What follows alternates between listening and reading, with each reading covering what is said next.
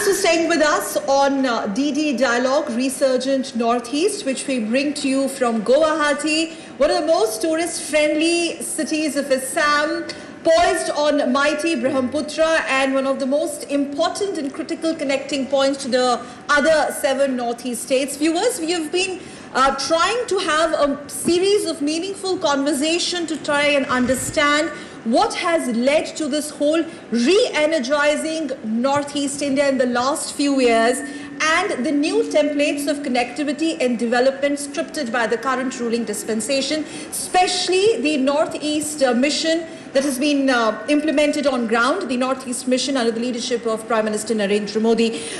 This particular session is more sensitive in nature and very, very significant also, because in the next 1 hour we will be talking about safeguarding Northeast, fortifying borders. So the larger parameters that our conversation will revolve around, what is it that has brought in this drastic scale down of the insurgency in Northeast? क्योंकि जब भी Northeast की बात करते हैं, Northeast border frontiers की बात करते हैं, तो इंसर्जेंसी का जिक्र आता है, लेकिन ये माना जा रहा है कि पिछले कुछ सालों में जो इंसर्जेंसी के आंकड़े हैं वो बहुत कम हुए हैं. Numbers have come down.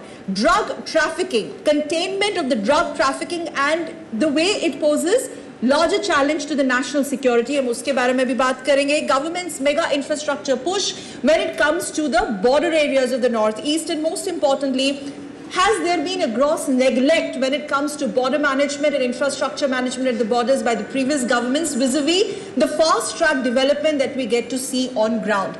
And actually, it is my honor to introduce my panelists for this particular panel, for this particular session, because I have with me those decorated officers who have been there 24/7 on the line of duty.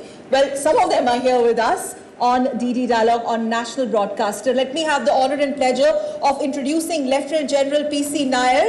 Thank you very much. Please join your hands, ladies and gentlemen. Lieutenant General Nair is Director General Assam Rifles, highly decorated officer, PVSM, AVSM and YSM. Thank you very much, Sir. Jai Hind, and thanks for joining us on Doordarshan. Pleasure. Very glad to have with us Dr. I.R. Bishnoi, IPS officer, DGP, Meghalaya, Shillong, coming all the way from Shillong. Flight पकड़ के आए और हमारे show में हिस्सा लेने के लिए बहुत बहुत धन्यवाद. और आपको तो पूरा नॉर्थ ईस्ट जानता है, आपके बारे में क्या कहे sir, you don't need introduction. I have an honor to have on the stage Samudra Gupta ji, Samudra Gupta Kashyap, celebrated Northeast, one of the celebrated authors from the Northeast of India. He has many books to his credit. Yes, we can join our hands. The list is very long. Highly accomplished writer, author, journalist who understands Northeast much better than anybody sitting in the North. Thank you very much. Thank you so much. Thank you. I'm going to quickly start with Lieutenant General Nair. Yes. In my introduction, I set the agenda for the whole discourse. Now, simply put, this scale down in insurgency incidents, what is the situation on ground, and what are the reasons you attribute for this insurgency, the way it's been diluted rather, or I wouldn't say wiped out, that would be incorrect to say. What is the situation on ground? Insurgency Northeast. Well, I'll begin with the fact that the insurgency, as we know it, began here in the Northeast and started with the Naga insurgency way back in 1955-56. And it hasn't stopped. Like you said, it'll be wrong to say it's stopped. But surely it's got scaled down from the highs that of insurgency that we faced for many years. And let me talk of the last 10 to 12 years, maybe a little lesser. Surely the scales of insurgency have gone down, and I'd like to quote 2 statistics here. In the last, let's say 9 or 10 years, the total number of violent incidents which are related to insurgency are almost gone down by 1/6. The second pointer I'd like to again bring to your notice is the casualties. And here I mean the militant casualties, security forces casualties, and civilian casualties.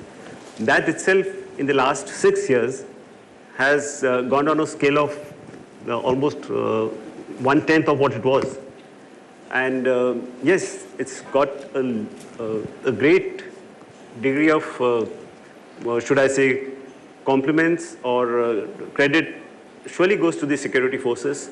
But alongside that, there are many other reasons also. You need to see why did insurgency happen in the first place. One of the prime reasons was, of course, unemployment, less development, less job opportunities.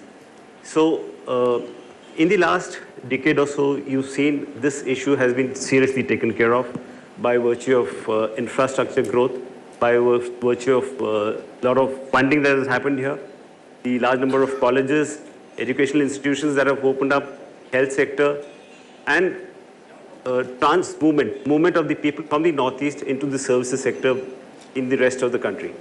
Now, all that has contributed towards the people here realizing that when I say people, I say some of the misguided people, that there is a lot more than insurgency. The opportunities are far too many now, and the current youth, as we interact, we find none of them really believes in the ideals that were raised for insurgency. You know, this point of mainstreaming youngsters of Northeast, mainstreaming the misguided youngsters of Northeast, the incidences of surrender, we will have a talk on that also. But before that, because viewers, we are talking about borders and, you know, fortifying borders of Northeast, the fact remains, and the fact that why we have chosen this topic also, because Northeast shares its borders with China, with Myanmar, with Bangladesh, with Bhutan, and this is what it makes, you know, it makes it a sensitive region, I mean, whether we like it or not. And I'm not going to get into the day-to-day or year-to-year yearly events, but the larger picture. If you just have to strike a sort of comparison 10 years ago and now, sir, for you, Nair, sir, 10 years ago and now, what has changed? What has brought in this change? What has diluted that fierce psychosis, which earlier used to be along these border areas, because you cannot really change or choose your neighbors. But has this situation really, realistically speaking, Lieutenant General Nair, brought under control? Yeah, I began by telling you in the earlier question that you asked me that the levels have gone down. I gave you some statistics, yes. Some other factors I told you, but it has also got to do with the mindset of the people, mainstreaming as you called. There is so much of movement of people from the Northeast to the rest of the country, the Tier 1, Tier 2, Tier 3 cities, and they identify that there are so many other opportunities that are there, and they have come to identify themselves with the rest of India. And what I tell in all my forums, we as citizens of the country should in some way, you know, take this word out, mainstream India or mainland India. I constantly tell everywhere that this is as much mainland as anywhere else. Yes, that's the paradigm shift. Mainland That's a paradigm India, shift. आप कहाँ से आए हैं? हम India से आए हैं. और नॉर्थ में कहीं जाके आप कहाँ से आए हैं? हम नॉर्थ ईस्ट में असम के एक जिले से आए हैं. The next question would be, वो कहाँ है? That's true. वो सब अब नहीं है, right? That's not there. Insurgency के अलावा जो एक बहुत महत्वपूर्ण टॉपिक है वो है ड्रग ट्रैफिकिंग का. ड्रग ट्रैफिकिंग के अपने challenges है और वो challenges which it poses to national security. Dr. I.R. Bishnoi is here with us, and he's one of those officers who have been credited by and large also bringing out or containing drug trafficking in this state of Meghalaya, where drug trafficking once upon a time used to be the top story, sir. I mean, I'm sorry, but that's the fact. Yes. But the fact also remains that Iron Fist policy and whatever you and your team have been doing, job hame batayenge, the numbers particularly in Meghalaya have come down, and I am not going to share the numbers, you're going to talk about them. Okay, thank you very much. First of all, let me express my sincere gratitude to Didi for inviting me here and giving me an opportunity to speak something on this topic. You know, the drug scenario in Northeast is a very, very complicated scenario. It has many dimensions, like social dimension, economic dimension, geographical dimensions. And overall, the number of drug consumers in India, if you compare with the other parts of India, the Northeast has nearly 10% more drug consumers as compared to other parts of India. Because, you know, the many regions are there. As I have told you, the social economic dimensions are there. And secondly, the Northeast as a whole has close proximity to so-called Golden Triangle area. You might have heard about the Golden Triangle or so-called the Devil Triangles. It has a huge area, border area of the Laos, Thailand and Myanmar. Nearly 9.5 lakh square kilometer area is there, where the 12 number of Assams can be accommodated. So such a huge area where the poppy cultivation is done. And this area is a very, very poorly administered area. I mean, the administration has not so much control in this area. So where the poppy cultivation is done, and after that heroin and morphines are produced, and then it is transferred to the other areas. Second reasons why the North is so sensitive is that the number of consumers are continuously increasing here. So thirdly, earlier the problem was concentrated only in the urban areas. Now it is shifted to the rural areas also, and the large number of rural youths are falling prey to the drug abuse. And unfortunately, earlier it was mainly among the male population, but for last few years we have noticed that the large number of the girls started taking drugs because of some or other reasons. In states like Meghalaya, there is a typical problem that broken family, if you compare the ratio of the broken families in Meghalaya with other parts of the country, so it is per unit population, it is one of the highest in India. So when the children, they stay away from their parents and they don't get the social affections, so then they become very prone to these kinds of problems, and they start taking drugs just to overcome the stress and other things. Secondly, the region as a whole is having so many international borders, like Myanmar is there, Bangladesh, China, Bhutan. So Northeast has been traditionally used as the corridor for drug trafficking to the countries that you've been talking about. So has the situation been brought under control there?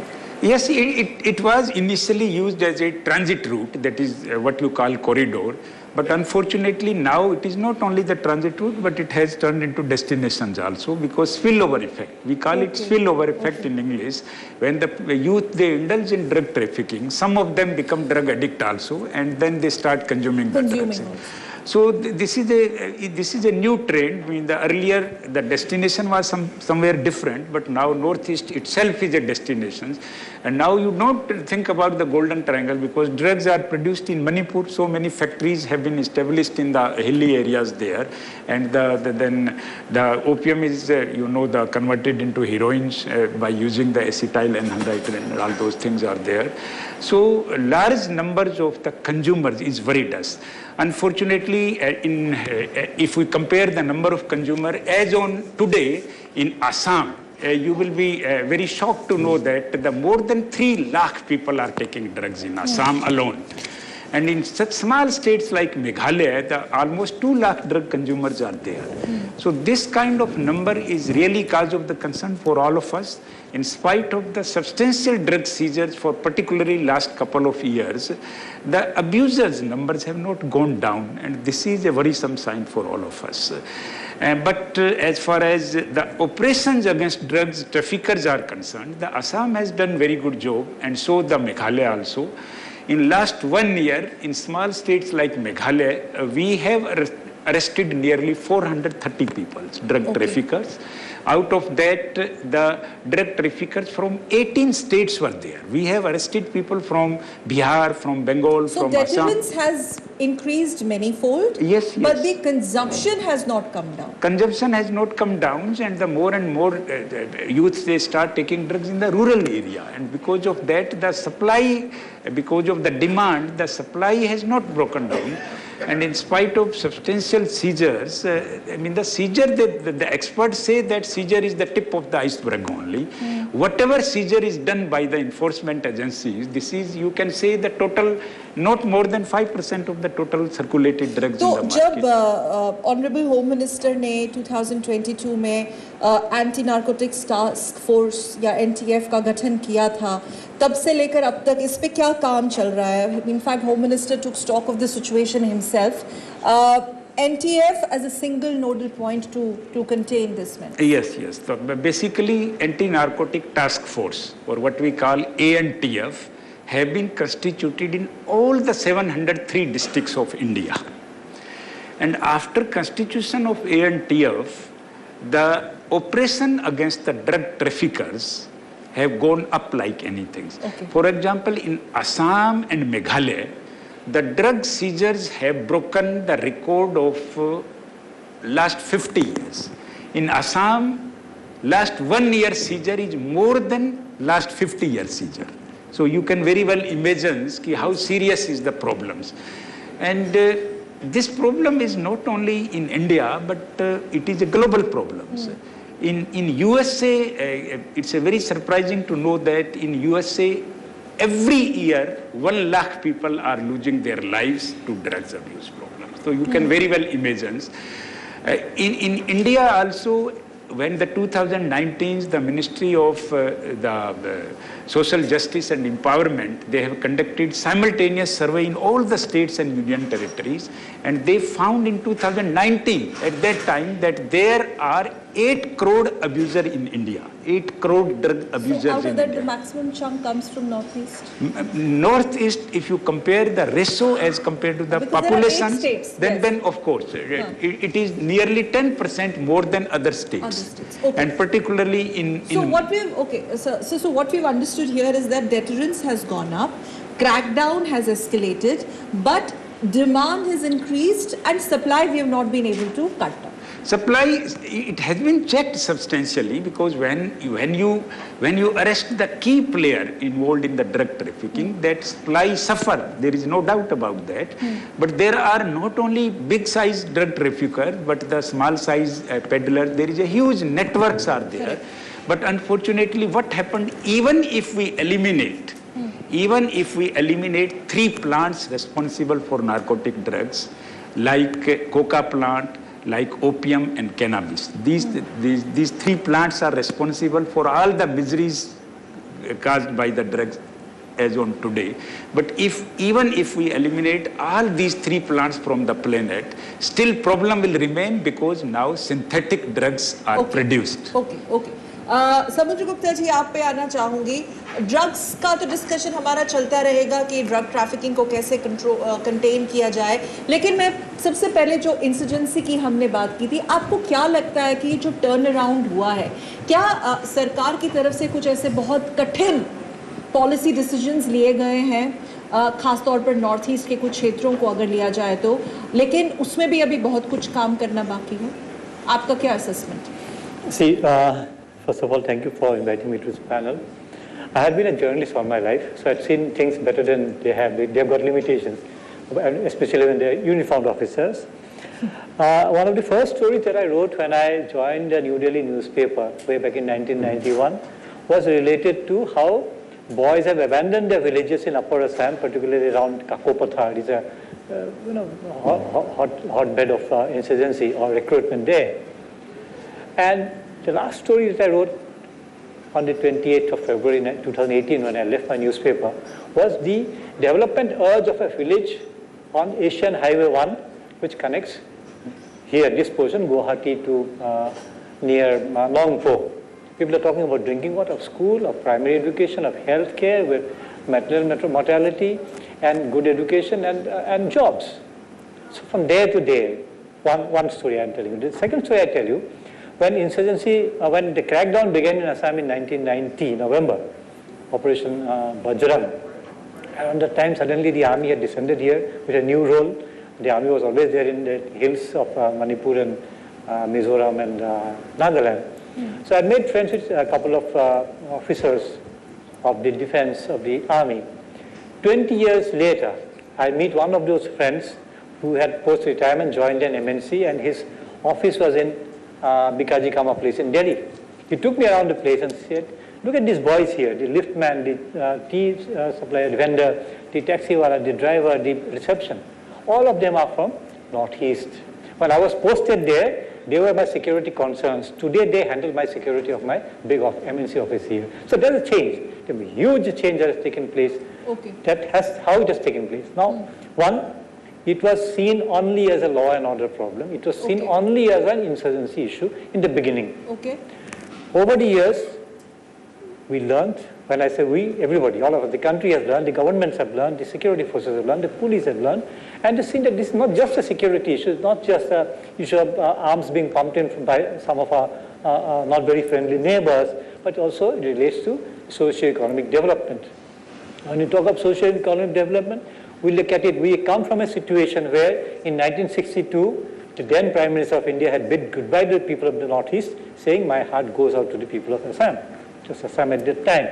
They said there will be no investment. The last investment made was pre-1962 was only on the first bridge on the Brahmaputra in Guwahati.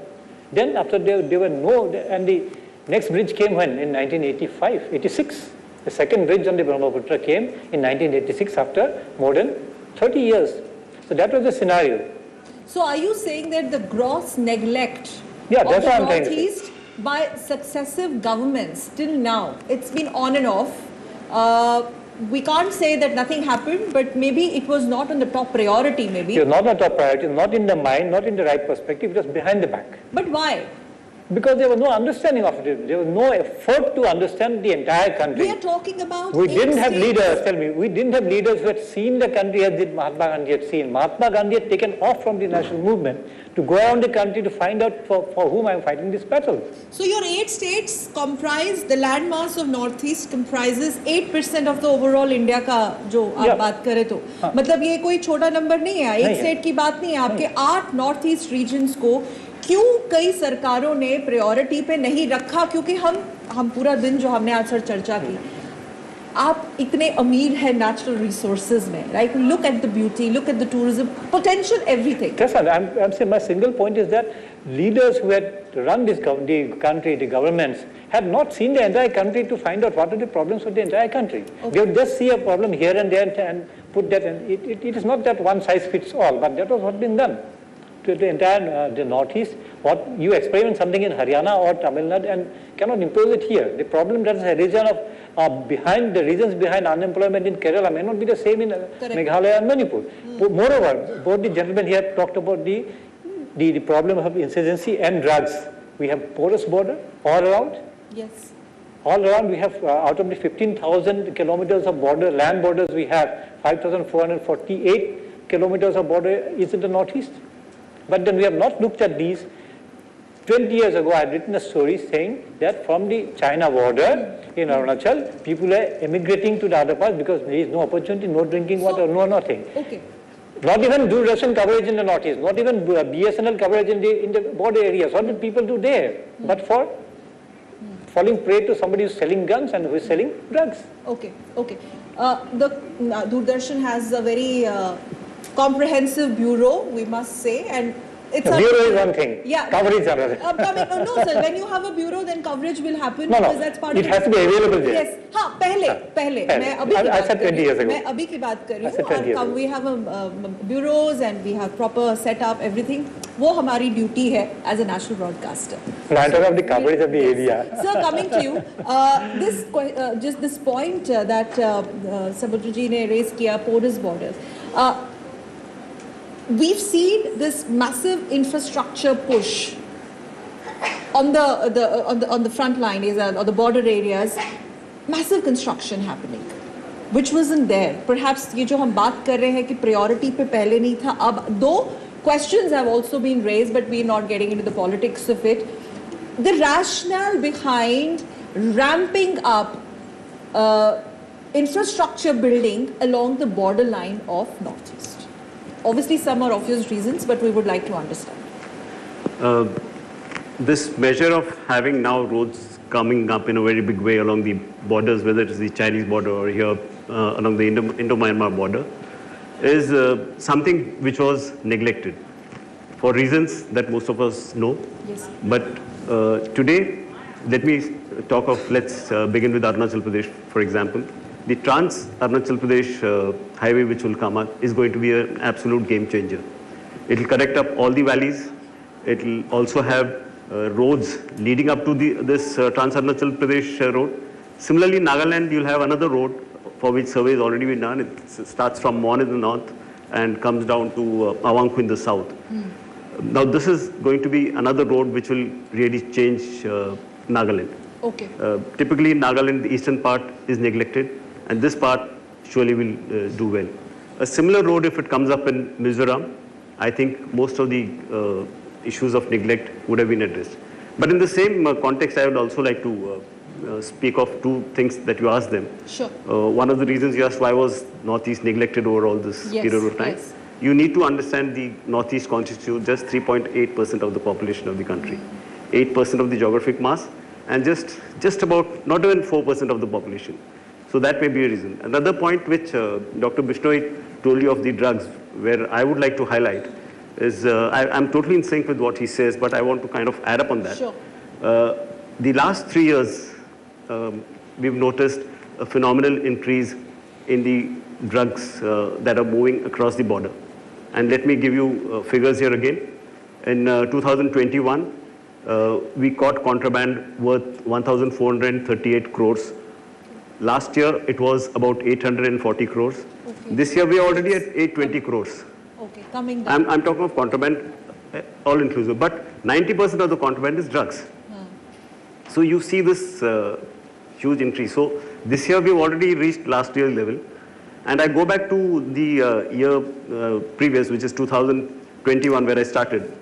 That year was phenomenally, the catch of drugs was not only high in Northeast India, but all the neighboring countries here, in Laos, in Thailand, in Cambodia, in Vietnam. So there is a larger game at play, which we don't understand. We are only looking at Northeast, but it goes beyond that. That's what I'm trying to allude to. And would you like to, yeah, sure. In 2008, Department of Justice, America, they have published a report where it was clearly mentioned that the China is actively involved in the narco industry, flourishing across the Myanmar state, Myanmar country, and they have targeted Northeast. So I agree with General Nair that it is beyond the Northeast. I mean, it's a kind of a global problem where the many countries are actively involved in spoiling the youth of the India.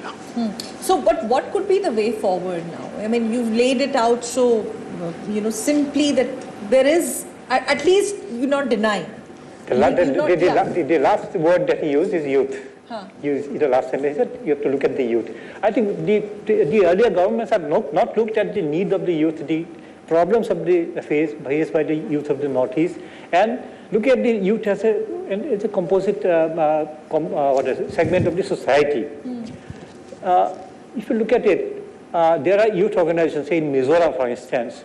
Most of the government projects or voluntary work that you need to do is entirely based upon the young people there. The YMA, for instance, looks after the entire night vigil of the city of Aizawl. The police can easily go to sleep. In other states, we go to sleep because the police is there. It's like that. But you have not looked at it. There was a time when they used to pay 2,000 rupees, 3,000 rupees and take the boys to the jungle. Today, nobody goes. They all go to other states of the country to look for employment. And how that has happened? Because of connectivity. Two kinds of connectivity. One, railway connectivity. There's a train which goes from Dibrugarh every Saturday evening and reaches, that's the longest train, 76 hours. It goes to Trivandrum. And it takes about 1,800 people, young people from the Northeast. Nobody comes back. Nobody comes back. They all send money every month home, 5,000 to 10,000 rupees. For a boy, girl, they send it home. Look at the amount of deposit is happening back home. Number two is that the insurgents used to pay only 2,000 rupees and they get killed also. Here you don't. Number two is the mobile, the internet connectivity. You can stay connected with home. You can talk to your wife and talk to your child. You can talk to your parents. And then you're secure whether you're in Chennai or whether you're in Kashmir. That has not happened. When you talked about the 3.8% of population and land, for 60, 70 years, we looked at only 1.8% of India's area and population in Kashmir. We did look at this.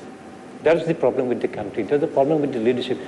Generations of Indians have grown up not reading anything about the Northeast in the textbooks. Yes. Except for Cherrapunji. I have heard the former Deputy Prime Minister of India, Mr. L. K. Advani, making a speech, a public speech in Shillong. He said, we had heard only one word, that was Cherrapunji. We had in school Rainiest Place in Word. That is the only thing I had heard about Northeast. And second was Brahmaputra, somewhere I heard.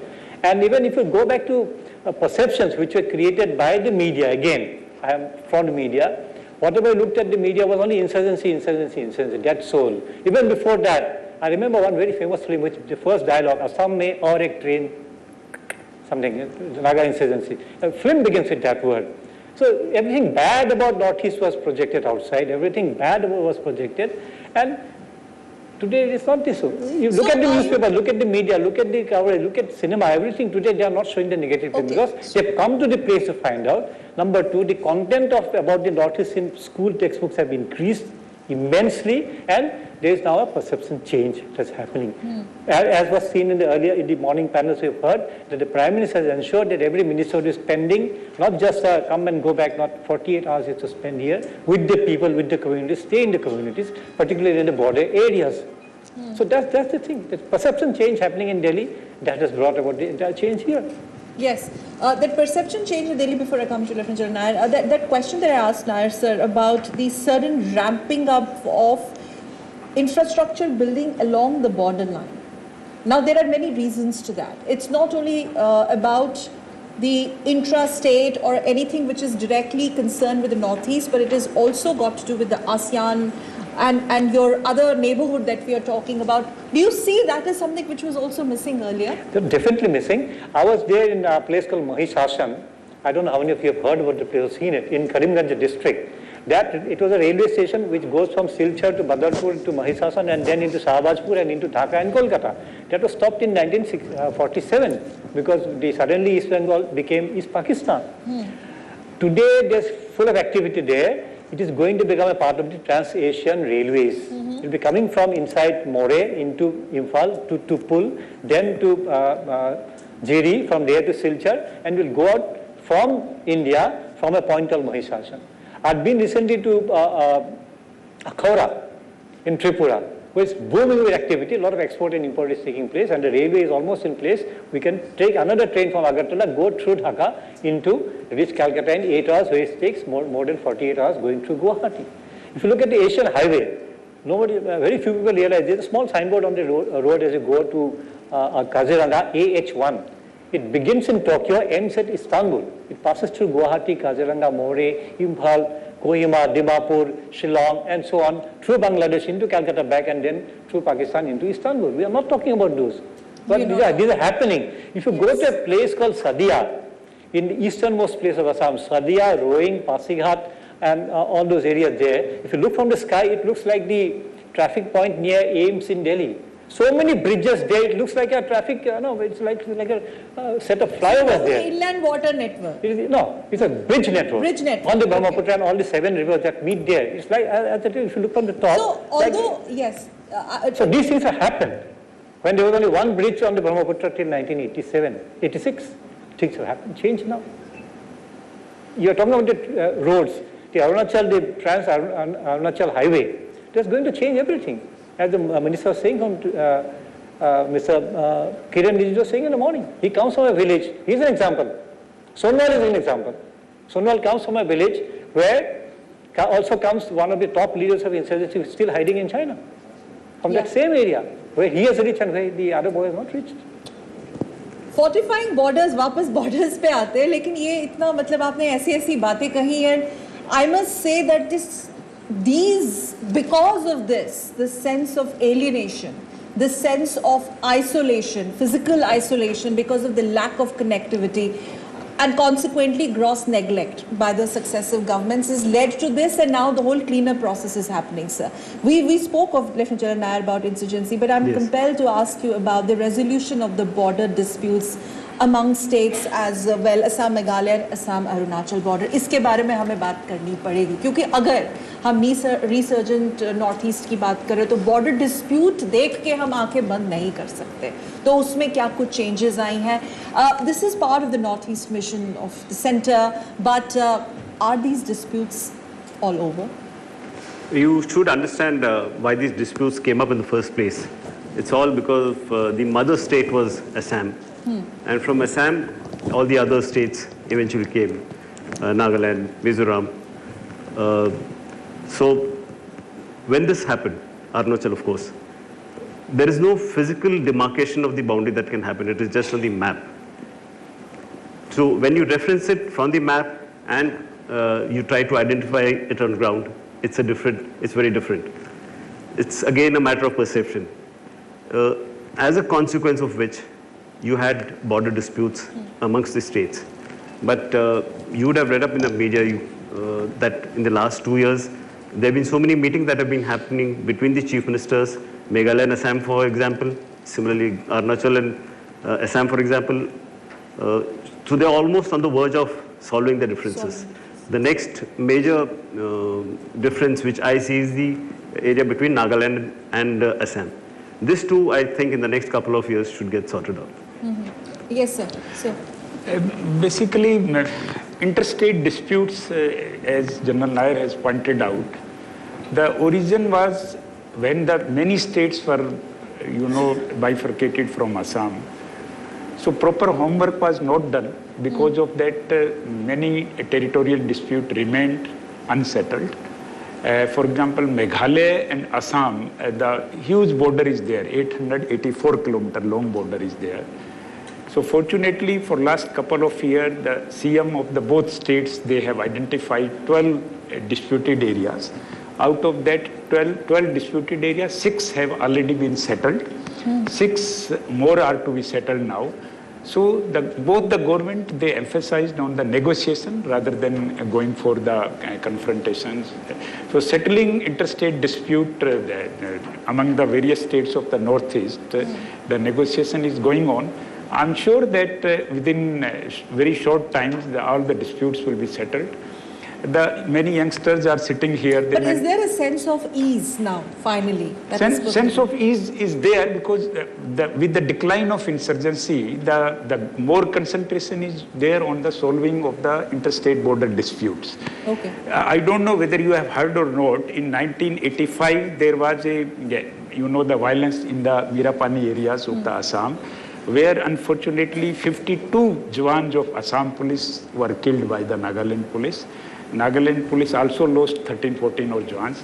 After that, Shastri Commission set up and the disputed area belt was declared and the neutral forces were deployed. So those kinds of scenarios are no more. Now the government, they have understood the problems in a better way, and the emphasis is solving it through the peaceful settlements.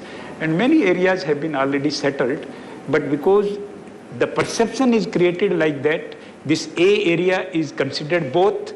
One state think that this is our area, another state think that this is our area. So it may take time because at the time of demarcation of boundary was not done properly. Had it been done properly with the thorough homework, we would not have faced this problem today. Yes. So mistake was there that administratively homework was not done properly. Because of that, many area remains unsettled. But now, in a phased manner, the settlement is going on, and I'm sure that without much violence, it can be settled soon. Right. Game-changing agreements. आपके पास आऊँगी समुद्र Gupta ji. National Liberation Front of Tripura in 2019. Then you have the Brew and the Bodo Agreement in 2020. ये back-to-back जो agreements signed हुए. Karbi Agreement in 2021. They were all agreed upon. There were some tough decisions, but important decisions. Finally, conclusive action by the Modi government.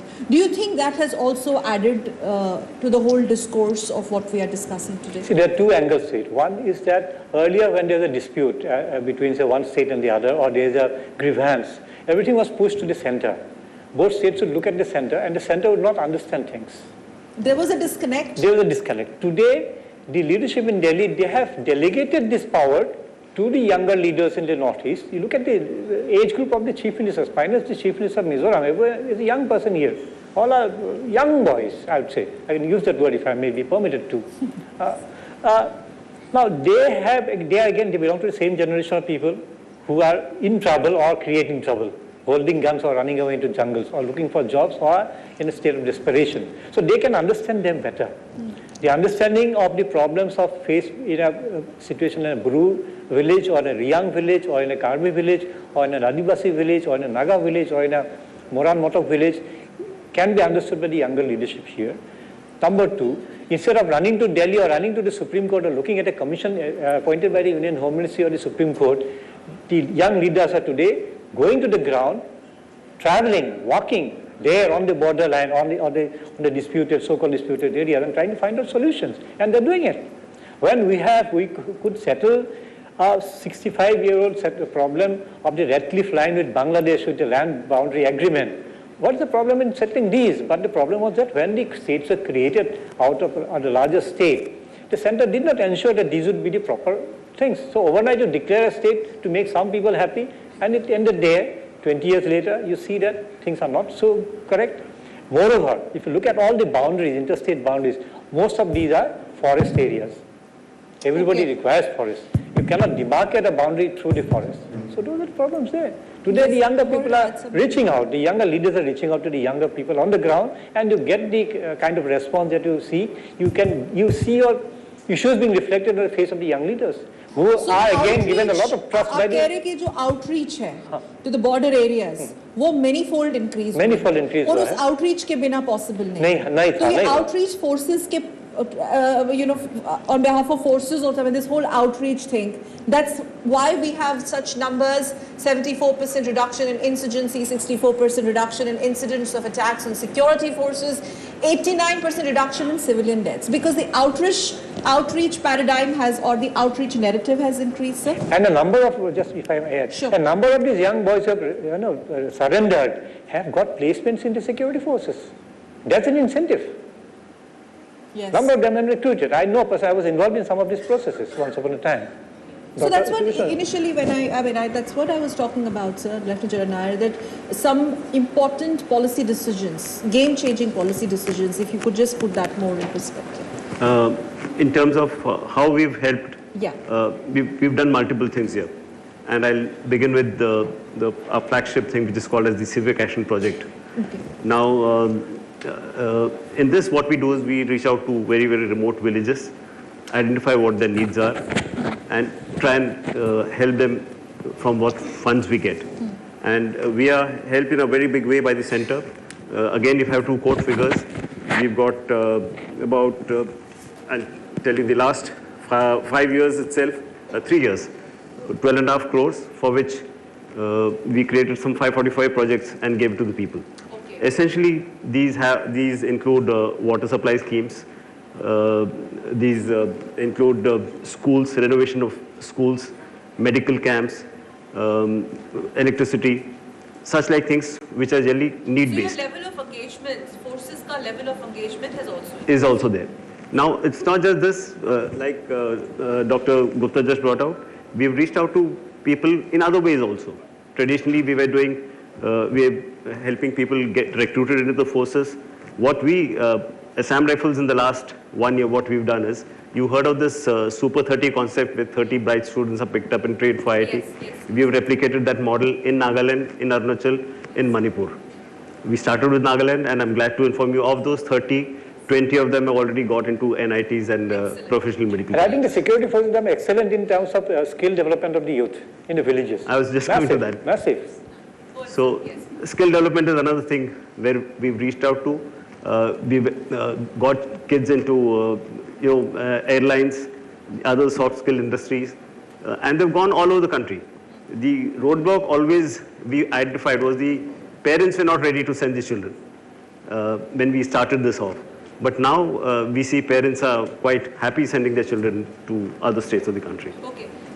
Yes, Dr. Bishnoi. I would like to add here that other than whatever projects were undertaken, the Northeast Council, they have taken a big projects to develop the road connectivity in the border areas. And that has facilitated the movement of security forces and civil administration in difficult, remotest part of the states. And the people outreach became so easier after establishing of those roads. So that has also connected us nicely with the people in the far-flung areas. And secondly, because of the connectivity improvement, the tourism industry has come up in a big way. In Meghalaya, last year in 2022, 19 lakh tourists visited there in 1 year, and it has broken all the earlier records. 19 lakh people they have visited, and they have enjoyed the countryside visit. Other than Shillong, Cherrapunji, as he has pointed out, the people, they've started understanding the beautiful countryside of the Northeast also. So that has facilitated the connect with the people, and the people have also realized the futility of the violence, because the whole region was in the grip of insurgency for almost more than 3 decades, and the lot of civilian casualties were there. When we were in Assam, every year we were losing a 55 number of the police officers, every year on an average during 90s. So that was a huge number, and because of that, the people later on, they realized, civilian casualty they have seen, they have realized that the violence cannot lead us anywhere, and the government has started focusing on the development. You can see the development in Guwahati. A few years back, nobody has imagined that AIMS will come to Guwahati or the Skill University will come to Assam. So these kinds of new initiatives by the central government as well as state government paid us a lot. So going back I could just add one more thing which we started this year, since it's something new that we started. Traditionally, what we and the army was doing was we were sending children from this part of the country, from northeast to the rest of the country, to show them the cities, the colleges, the other facilities, the cities itself. In fact, most of the children were traveling in the train for the first time. They're not seen the train. So there was something called as National Integration Tour, where kids from here went there. But this year what we started, in addition to this, we started a reverse national integration. We're getting children from the other big cities. The feedback? The feedback is excellent. They have tales to tell their parents. Their parents have never seen Northeast. Now they go back and tell their parents what is there in the Northeast. This, I think, is something different. The whole concept of border management, if I may be allowed to say, cannot be seen in isolation. So there is lot that meets the eye, which unfortunately was not part of the previous government's, to-do list for the Northeast. So it will take a lot of time. For example, we will take the discussion forward, sir, the drug trafficking wala. तो आपका ये मानना कि ये अभी खत्म नहीं हुआ, इसमें टाइम लगेगा, लेकिन what is the blueprint to ensure that the whole menace of drug consumption / trafficking is weeded out? See, in Meghalaya, we have adopted a 7-pronged strategy to overcome the menace of the drug abuse. The first is creating massive awareness among the masses so that they can understand the ill effects of the drug abuse. You will be happy to know that last 6 months we have organized 364 number of awareness programs in the school, colleges and university to make them understand that this is the bad thing, it's a synonymous to death only. Secondly, we have strengthened the capacity building programs, and trainings were organized so that the police officers, they are well trained to understand the nitty-gritties of NDPS Act, and it can lead to more and more successful prosecution and conviction. Thirdly, we have also started involving ourselves in the rehabilitation program of the drug addicts in the various rehabilitation centers, and how to make it more scientific. That was our strategy. And our fourth strategy was basically to involve the media, including the social media, to generate awareness among the masses. Our fifth was basically use of technology in a big way, because nowadays the drug traffickers, they started giving orders using the dark net and also using the cryptocurrency. Because of that, the drug deliveries takes place at the residence itself, and they need not to come into physical contact with each other. So we have started using technology in a big way, and by keeping the technology in view, advanced cybercrime cells were opened in almost all the police stations.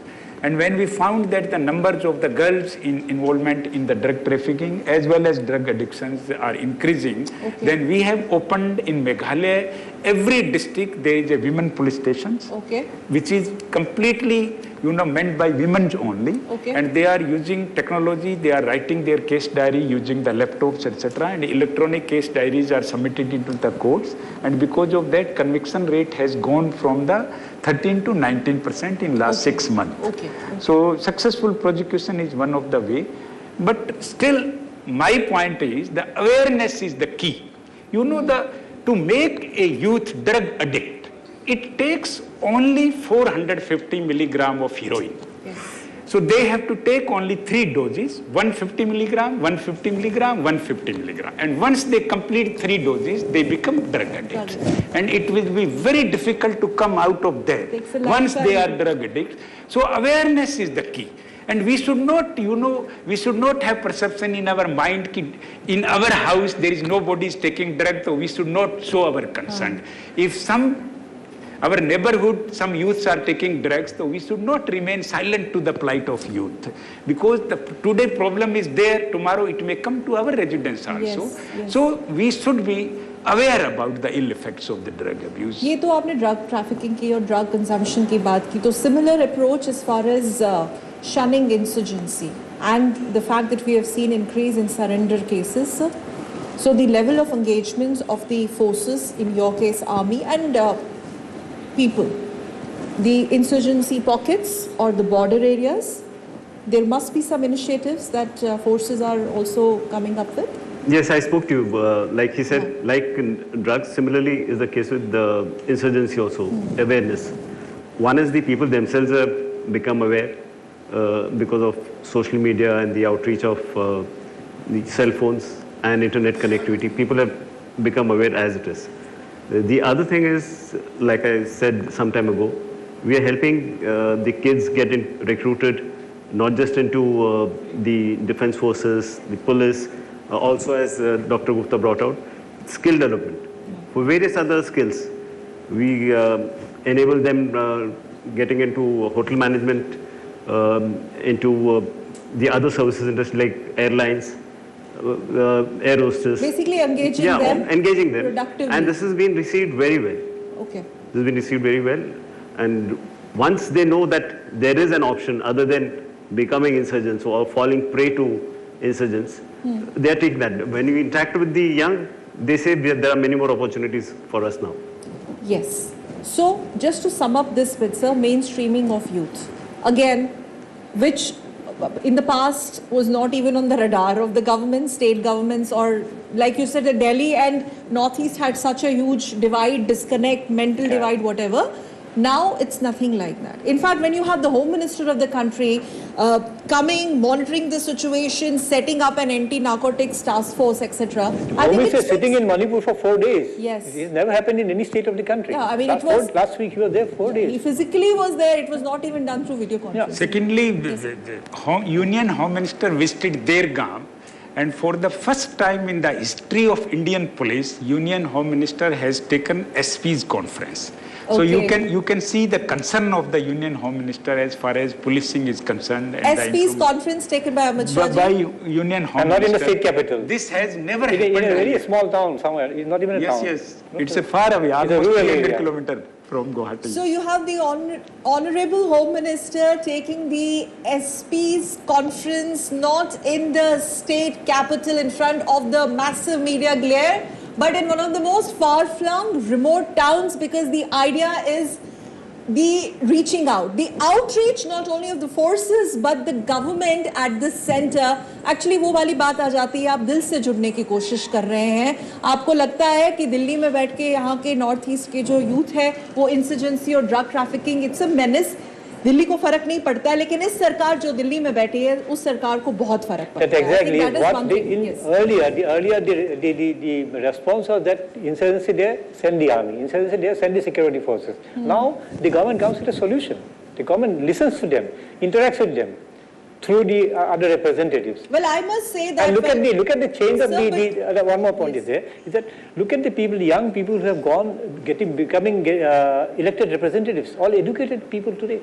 So earlier such conferences by the previous governments were confined to Vigyan Bhavan premises, and they would, take flights, come in and come out, and nobody would know what has happened, what happens within those four walls of Vigyan Bhavan, where, by the way, the police and the army and all the, paramilitary forces, etc., were also part of the whole exercise. But anyway, coming back to fortifying borders, we need to take few audience questions. I think, are we ready with some questions to take this discussion forward? Are we ready with some questions? Yes. Go ahead. Hello. Hello, sir. My name is Shashank Tiwari and I am from Royal Global University. My question is that how the security forces are trying to interact with common people. Like how you are trying to improve the connection between the security forces and the common people to improve the relation? Okay, some of these I already touched. One is in terms of education. I told you of Super 30 was one. I'll just start with education. The second thing that we in the Assam Rifles have started in the last few years is picking up children from, again, very, very remote areas, particularly the border areas, putting them through training for Sainik schools and military schools. And you'll be surprised to know, I'll give you one example, Nagaland Sainik School, where for the past 3 years, all the children who have gone in, 70% of them have been trained by us. And they're all from very remote areas. And it's not just training. We have also got into MOUs with banks to help the children pay up their fees when they join the Sainik school. Because when you join a Sainik school, you have to pay almost 1.3 lakhs in the first year. So that is one. I spoke of how we are helping people in getting recruited, not just to defense forces and police, but also into other government jobs. We open medical camps. Let me give a current example of what's happening in Manipur. In the last 10 days, we've sent teams of doctors of all specialties, and we've been able to take care of more than 8,000 patients. Okay. I'm talking of something regional. So on a similar scale, we have medical camps in all the states in the Northeast. All the forces, sir. All the forces. Yes. Not only Assam Rifles. Where? Medical camps? No, all the forces do it. No, I'm just talking on behalf of I know. But they should be and we are the people with the maximum footprint in the Northeast. So our presence is felt everywhere. Absolutely. Absolutely.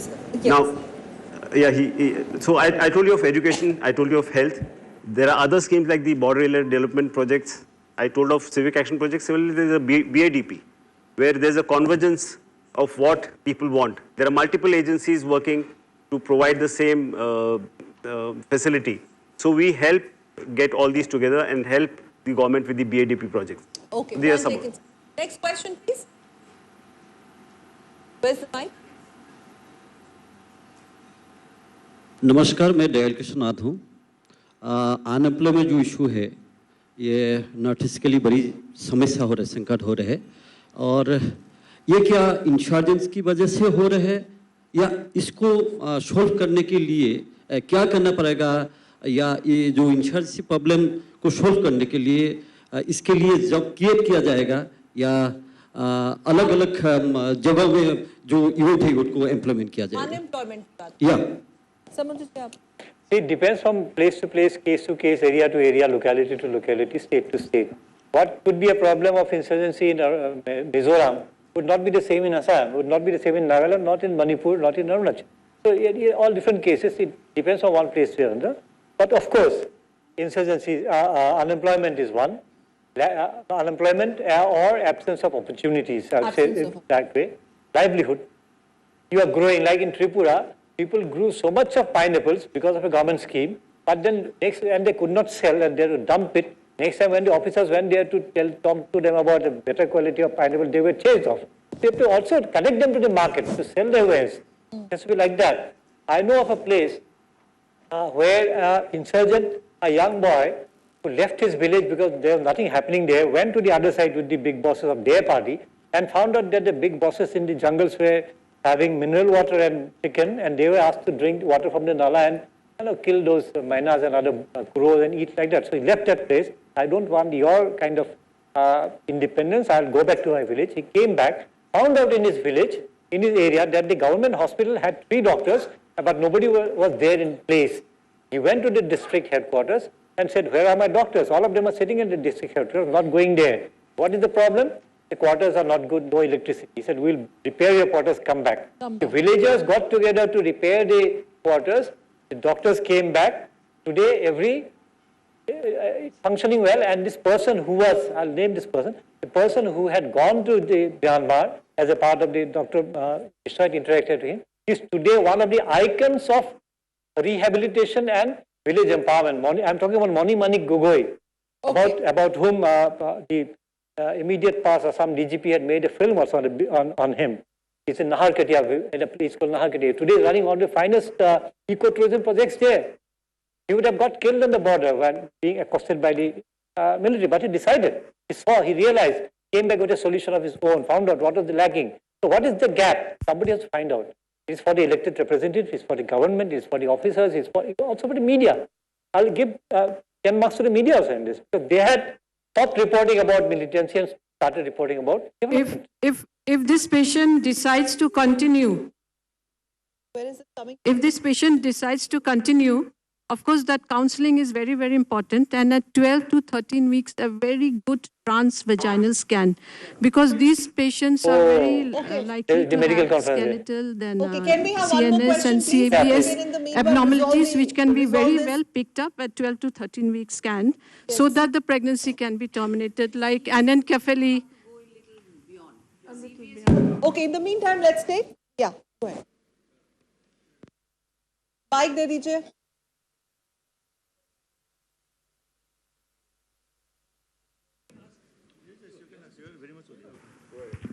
Good evening, respected dignitaries. Good evening, respected panel.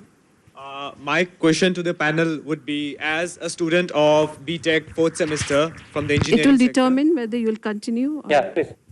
So as a student from the engineering sector, as a student of the university, as the panel had discussed about consumption of narcotics and consumption of rising cannabis and all of that is increasing in the society. As a student, I believe that the age group of consumption of narcotics, usually it starts from the age group of 19, 20, 21, I'm assuming. So do you think, the panel, do you think it's the need of the hour, it's the call of the hour to start raising the awareness against the consumption of narcotics in educational institutions like schools, especially colleges and universities? Okay. Sir, Dr. Bishnoi, part of the curriculum actually, I think, is pointed out. Already this awareness is emphasized here during discussions and debates. The school curriculum, it is under process. The government of India is finalizing it, the inclusions of 1 or 2 chapters on the narcotics, the school and colleges as well, so that they can understand the ill effects of the drug abuse. But, the awareness, everything should not be dependent on the government and administration. When the number is so high, 10 crore, 9 crore, more than 9, 10 crore, so the problem cannot be only solved by the administration alone. Society has to come forward in a big way, and the awareness should start from the family itself. Because parents know the behavior of the child more than any other expert. So if we can maintain parents are the first. Parents are the first teachers, and ultimately it should start from the family. And if some abnormal behavior is noted in the students because of the exams pressure and others, then there should be a provision of counseling in each and every school. The expert counselor should be appointed in the school so that they can guide the students in the very beginning itself, and the problem can be checked. Okay, one last question, please. Yes, ma'am. Right here, front row. Or you can speak loudly. He's coming. Yeah, so we basically have talked a lot about the traditional threats to security, internal security. Very briefly, sir, you touched on darknet and cryptocurrency, which are the new emerging threats to internal security specifically. So, and you mentioned about having advanced cybercrime cells in every district. But how far have we reached, and how far do we have to go in terms of capacity building of all the officials who are a part of that? And where do we stand internationally and even nationally as far as the Northeast is concerned? I agree with you in the whatever capacity building is required, particularly in the remote districts, where the even connectivity is a problem. So cyber cells are not working very effectively. And we have to 2 steps ahead of the cyber criminal. And the technology is changing every day. New technology are emerging. So we have to adopt those new technology in police department in a big way. And emphasize on the technological trainings to our young officers so they can face the emerging challenges ahead. Okay. Thank you very much, Audie. Okay. So quickly. I think the drug problem is coming from the neighboring countries, and we have a pussyfooting approach towards them. when it comes to the helping them, whether for the, disaster, the food, the health, the infrastructure development, we are quite ahead. But when it comes to the dealing with the drugs, I think we need to have some kind of iron hand approach towards our things. Iron fist policy in drug containment? Okay. Iron fist policy is already in existence now. You have seen the example of Assam, Northeast, Manipur. Yes. Okay. They have started Dealing with the Burma. Acha, vis-a-vis neighborhood you're talking about? Okay. For that, the government of India has to take diplomatic efforts. We already have the neighborhood first policy again in Northeast, plus Act-East policy. I had attended a few such programs with the representatives of the neighboring countries, and these issues have come up, particularly in the South Asian countries. The issues of sharing intelligence as far as narcotic trade is concerned, international crime and arms supply is concerned. Okay, so I'm sorry, I'm really running short of time, but it was such a wonderful conversation. But Lieutenant General Nair, I'm compelled to ask you this one because अगर हम border की बात कर रहे हैं, हमने iron fist policy to contain drug trafficking की बात की, आपने ये सवाल उठाया. Misdemeanor by the neighborhood on the northeast frontier will also not be tolerated. So there has been that iron fist policy approach on that front also. I'm not going to take particular names of any countries in the neighborhood, but there is a paradigm shift in that approach towards the northeast neighborhood also. No misdemeanor, no misadventure, no expansionist approach will be entertained at all. Surely that has been done in ample measure. It's been there in the media, no matter which country it is. The iron fist policy shall remain. So since we're talking about fortifying borders. Absolutely. Only one point I'd like to make. Dr. Gupta said the border is porous. I will call it an open border. It's not even porous, it's open. Open. Yeah, one point may I make. We are talking about borders. You go to Punjab, you see only one border. You come to Northeast, as a tourist, you can see 5 borders.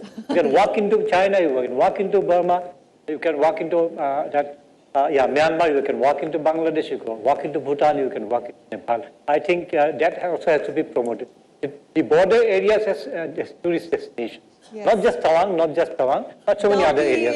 Shillong, not just Tawang and Dauki and Cherrapunji. I mean, Dauki and Shillong, I think it's a perfect example. I mean, the way there are a lot to you can't even make out which part of it is India and which part of it is Bangladesh. And there is, very robust policing, by the way, on ground. Because I was there personally. Anyway, nevertheless, thank you very much, gentlemen. It was such a pleasure to have on the show Lieutenant General. Thank you. Huge. It can be louder. Lieutenant General P.C. Nair. Thank you. DG Assam Rifle, sir. बहुत धन्यवाद. Really, thank you. And Dr. L.R. Bishnoi, आपका भी बहुत धन्यवाद. DGP Meghalaya Shillong. And thank you very much, Samudra Gupta ji, Samudra Gupta Kashyap, State Information Commissioner and a celebrated author. With that, we need to wrap up this particular edition of DD Dialogue session titled Fortifying Borders, Safeguarding Northeast. Yes, there has been a scale down in insurgency. Yes, there has been a lot has been done in terms of containing drug trafficking, but Dr. Bishnoi contends that that's work under progress. You have the deterrence, but you have to take care of the supply and demand side of the drugs.